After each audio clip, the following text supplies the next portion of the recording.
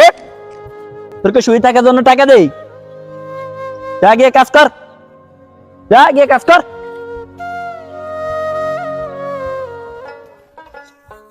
ওরে তোরা আগে বলছিলাম এই মালিক ভালো না, এই মালিক অত্যাচার করে, ভাত খাওয়ায় না, টাকাও দেয় না, আর মারদেরও করে। হ্যাঁ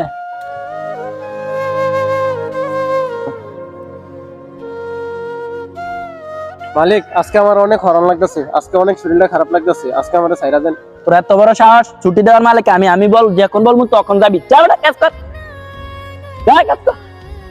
মালিকের ব্যবহার আসলে অনেক খারাপ।